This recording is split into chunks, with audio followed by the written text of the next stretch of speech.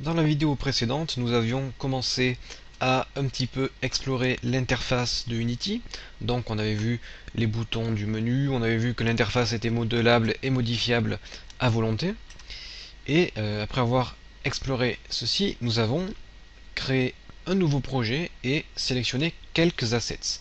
Donc lorsque on crée un nouveau projet, Unity se relance et importe tous les packs que nous avons importés, donc que nous avons décidé d'importer. Alors ça peut prendre plus ou moins de temps. Là, avec tout ce qu'on a importé, je pense qu'on a quand même plusieurs centaines de mégas. Du coup, le chargement de la scène peut être long vu que Unity extrait tous ces packs que nous avons importés. Donc tous ces packs sont contenus dans le dossier standard assets. Ce sont les assets standards que Unity nous propose pour pouvoir créer nos premiers jeux. Donc si je déploie ce dossier en cliquant sur la flèche de gauche, on voit les quelques packs que j'ai sélectionnés. Donc on va explorer ensemble ces quelques packs, mais avant je vais vous présenter le menu en haut que nous n'avons pas vu dans la vidéo précédente. Alors, premier élément, c'est le menu fichier, donc basique, pour créer une nouvelle scène, ouvrir une scène, sauvegarder, créer un nouveau projet, etc. Le menu Edit qui est aussi lui vraiment basique, puisqu'on a le couper, copier, coller, dupliquer, supprimer. Donc là nous avons les raccourcis clavier évidemment, les raccourcis que vous devez sûrement connaître. Alors tout est en anglais, le logiciel est entièrement anglais, c'est pas bien compliqué, de toute façon je suis là pour tout vous expliquer. Mais s'il y a le moindre petit menu que vous comprenez pas, vous faites une traduction sur Google Traduction par exemple, et vous avez la signification, mais vous allez voir c'est vraiment simple et on n'utilisera pas tout.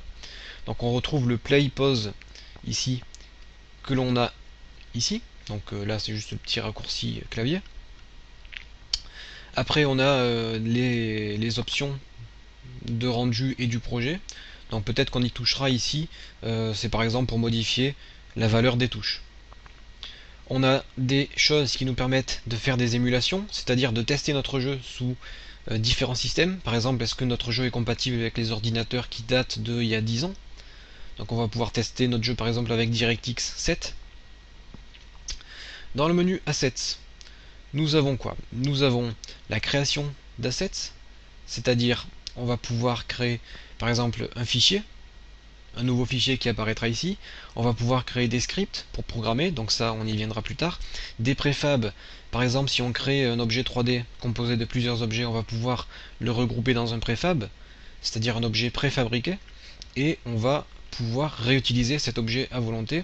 Ensuite tout ça on l'utilisera pas beaucoup, mais on va pouvoir créer par exemple des matériaux, des animations, des effets de lumière ou des éléments d'interface. Ensuite, on peut cliquer sur Show in Explorer pour aller chercher l'asset ici sur notre disque dur. On peut en ouvrir, en supprimer, importer des assets, importer des packages. Donc ça, ce sont les quelques packages que l'on a importés. Nous, on a par exemple importé le caractère contrôleur que l'on retrouve ici. Ou sinon, on peut importer un package que l'on aura créé nous-mêmes. Ou même, on pourra exporter nos packs. On y reviendra. GameObject, c'est très important. On peut créer un objet vide. On peut créer un objet comme un cube, une sphère, une capsule, un cylindre, un plan. Donc Unity, c'est pas un moteur 3D. Vous ne pourrez absolument pas modéliser des objets 3D dans Unity. C'est simplement un moteur de jeu qui va vous permettre de créer des événements et de créer des mondes vivants. Donc pour modéliser des objets en 3D, il faudra passer par un moteur 3D. Donc tout ça, je vous l'expliquerai un peu plus tard. Dans les GameObject, on va pouvoir créer un système de particules, par exemple des étincelles ou des feux d'artifice, créer des caméras, des textes d'interface, des textures d'interface, des lumières. Donc on a plusieurs types de lumières. Directional Light, c'est, on peut dire, un soleil. Il éclaire entièrement votre scène dans une direction précise. Le Point Light, c'est une lumière ponctuelle en fait. C'est comme si on avait, par exemple, une lampe. Une lampe, c'est un point light. Spotlight, c'est un spot, comme vous avez par exemple pour les pièces de théâtre, lorsque les gens sont filmés, sont éclairés par un spot. Et Area Light, c'est une nouveauté, on verra ça ensemble, ça nous éclaire donc une zone. Donc ensuite on va pouvoir créer par exemple des arbres, donc là encore une fois on y reviendra un peu plus tard, je vais juste vous présenter les éléments les plus importants que l'on utilisera le plus souvent. Component, donc là encore une fois c'est important, on va pouvoir créer des mèches. Donc les mèches, on peut traduire ça en français par ce qui représente un objet 3D. Un cube par exemple, il est formé de 6 facettes, plusieurs arêtes, plusieurs coins, etc. Et donc les mèches, on va pouvoir créer des collisions sur nos objets 3D. Donc vous verrez, ça c'est très facile à comprendre. On peut créer des effets, par exemple toujours les effets de particules. On peut créer de la physique, avec un rigid body on va pouvoir rendre un objet lourd, donc qui sera affecté par la gravité. On va pouvoir créer des objets de collision, pour que l'on ne passe pas à travers un cube par exemple. Bon, ensuite on a plusieurs choses comme le son, les scripts par défaut, les scripts qui correspondent à nos personnages ou au contrôle de la caméra, on aura l'occasion d'y revenir. Le terrain, c'est pour pouvoir créer un terrain. Donc si je clique sur créer terrain, j'ai un terrain qui apparaît ici dans ma hiérarchie.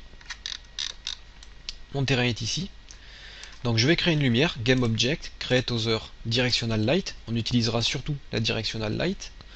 Et cette lumière, je vais la surélever un peu. Donc là j'ai perdu ma lumière, du coup je clique sur Directional Light dans la hiérarchie et ma lumière est à nouveau sélectionnée. Donc peu importe l'emplacement de la lumière, ça ne changera rien du tout à l'éclairage, c'est juste pour donner une direction d'éclairage. Donc vous pouvez naviguer sur votre scène avec les axes que vous avez à gauche, etc. Donc là je crée une lumière pour éclairer mon terrain. À droite vous avez la couleur de la lumière que vous pouvez modifier. Vous avez l'intensité de la lumière. Donc ça sert à rien de mettre une lumière trop forte. On va mettre 3.4, 3.5. Vous avez donc d'autres effets, comme par exemple les halos et les flares, pour créer des effets d'éblouissement. Donc ça c'est un peu plus compliqué, nous on va rester simple.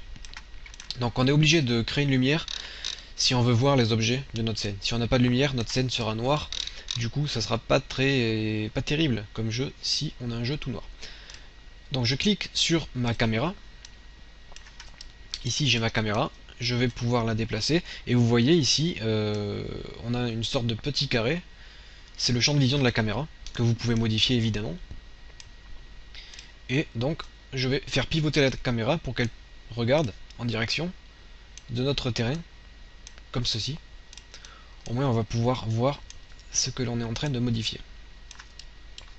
Alors le terrain on va pas les utiliser tout de suite, mais je vous le montre parce que c'est quand même très important de comprendre. On peut donc sculpter des terrains. On peut sculpter des terrains avec quelques outils qu'on a ici. Le premier outil, ça va nous permettre de faire des surélévations du terrain. Je sélectionne une brush, donc une brush c'est un pinceau. Je sélectionne la taille du pinceau, l'opacité du pinceau, et ensuite je peux peindre sur mon terrain et le surélever. Je vais pouvoir créer des sortes de montagnes de façon très douce. J'ai la possibilité aussi de surélever le terrain, mais à une hauteur maximale définie. Donc là, la hauteur maximale, elle est définie dans cette variable hauteur, ici. Je peux lisser mon terrain pour faire comme s'il y a eu de l'eau, donc qui a coulé ici et qui a lissé la roche. Ensuite, j'ai la possibilité d'appliquer des textures à mon terrain. Donc si je clique sur le pinceau, je peux appliquer ma texture. Donc je clique sur Edit Texture, Add Texture pour ajouter une texture. Là, une fenêtre s'ouvre et je vais pouvoir aller chercher une texture en cliquant ici sur le petit point. Et là, ce sont quelques textures que nous avons importées par défaut. Je prends l'herbe par exemple, j'ajoute ma texture et on voit que mon terrain a été peint avec de l'herbe. Donc on voit que la texture elle a été dupliquée. Si on se place à une certaine hauteur, on voit que la texture est dupliquée. Donc ce que vous pouvez faire, c'est cliquer sur Edit Texture et vous pouvez augmenter ou diminuer la taille de votre texture pour que l'on voie un peu moins la façon dont elle est dupliquée. Donc il faut savoir qu'au plus votre texture est grande, au moins elle sera importée souvent. C'est-à-dire que si votre terrain fait 1 km de long et que votre texture fait 100 mètres, vous allez l'importer 10 fois. Si votre texture fait 1 km, vous allez l'importer une fois, du coup ça économise des ressources, mais ça sera un petit peu moins beau puisque on perdra de la précision, donc ça on le verra ensemble. Je vais ajouter une seconde texture. je vais prendre par exemple une texture de roche, j'ajoute ma texture de roche, je prends ma roche, et je peux peindre sur ma montagne. Donc là évidemment, la texture, je vais l'agrandir.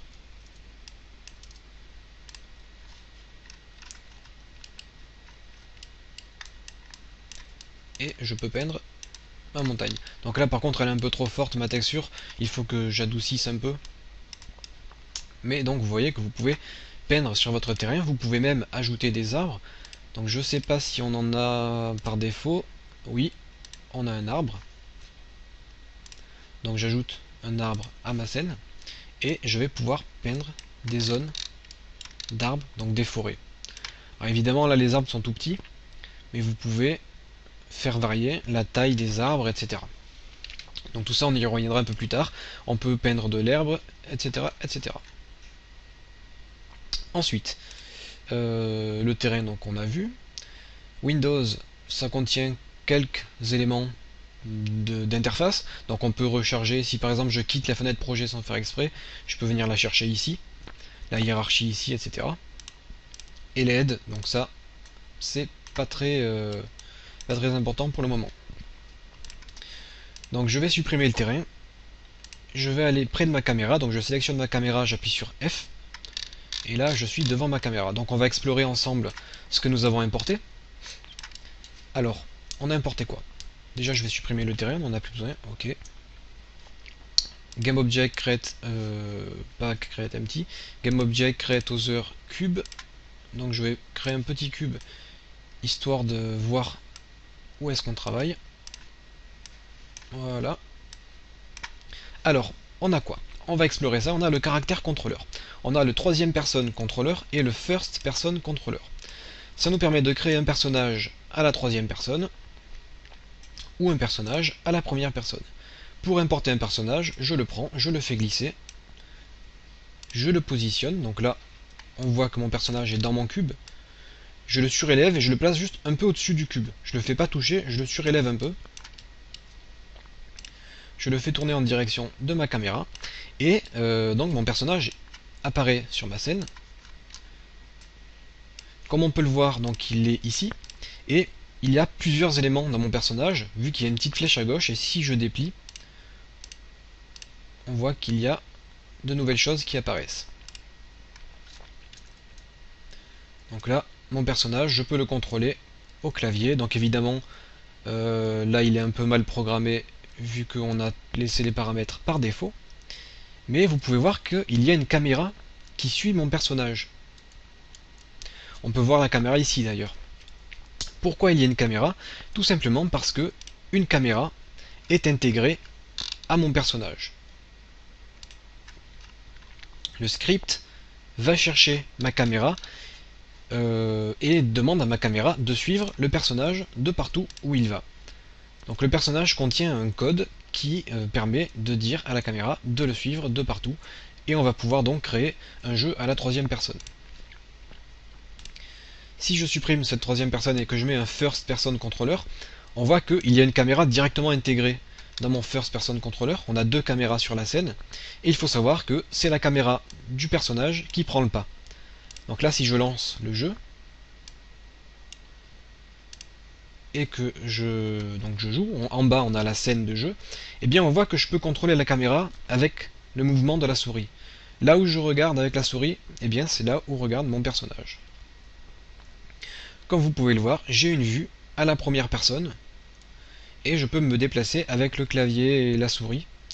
Et la caméra que nous avons créée ne sert plus à rien puisque c'est la caméra du personnage qui prend le pas. Donc on verra comment jouer un petit peu avec les caméras. Donc ça c'était pour les personnages. Ensuite on a des systèmes de particules, on a des systèmes de fumée. Comme vous pouvez le voir dans la scène en dessous. On a du feu. Donc on peut faire brûler des éléments de notre scène. Créer une flamme par exemple pour créer une torche. Donc ça ce sont des effets spéciaux très importants pour les jeux vu que ça crée des animations. Nous avons des explosions. Des grandes flammes, des petites explosions. Donc ça je vous laisserai bien regarder. Je passe vite pour vous montrer. mais vous pouvez regarder chez vous tous les effets. On a des petits feux d'artifice, on a de la neige, donc des flocons qui tombent,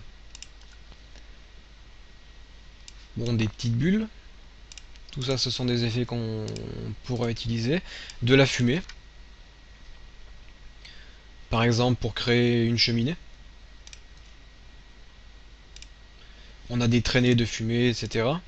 Donc les sources, ça vous n'y touchez pas, ce sont les animations, les matériaux, les textures qui correspondent à nos effets de particules. Là on a des étoiles qui s'envolent. Et on a de l'eau. De l'eau, mais des effets de particules. Comme par exemple une fontaine ou une cascade. Voilà pour les effets de particules. Ensuite, je vais passer un peu plus vite. On a les effets de matériaux. Donc, si je clique sur mon cube et que je prends l'effet de le matériel rebondissant, eh bien, je fais glisser mon matériel rebondissant sur mon cube et mon cube devient rebondissant. Nous avons des scripts par défaut, pour gérer la caméra par exemple, pour gérer l'optimisation. On les utilisera plus tard. Nous avons des skybox, ce sont des ciels en fait. Comme vous pouvez le voir à notre droite, c'est composé de 6 images, vu qu'on va créer un cube autour de notre scène. Donc on a plusieurs skybox différentes. Pour ajouter une skybox, on a plusieurs façons de procéder. Il me semble que l'on peut le mettre directement sur la caméra. Le mieux, c'est de passer par les Edit, Render Setting. Là, à droite, nous avons les options de rendu. Donc ça, je vous expliquerai plus tard. Ça va nous permettre d'optimiser nos jeux pour qu'ils soient beaucoup plus fluides et beaucoup plus jolis. Et donc, parmi toutes ces options, donc on verra plus tard, on a la Skybox ici.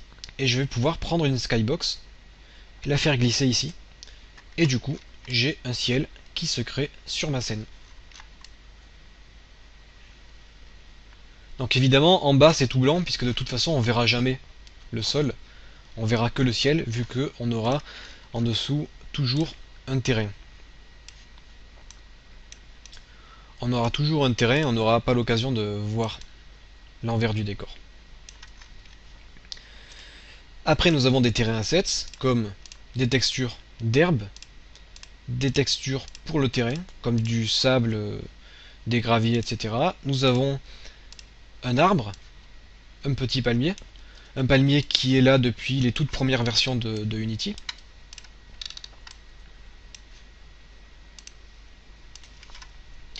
Un outil qui va nous permettre de créer nos propres arbres. Et de l'eau. De l'eau pour créer, par exemple, une petite oasis.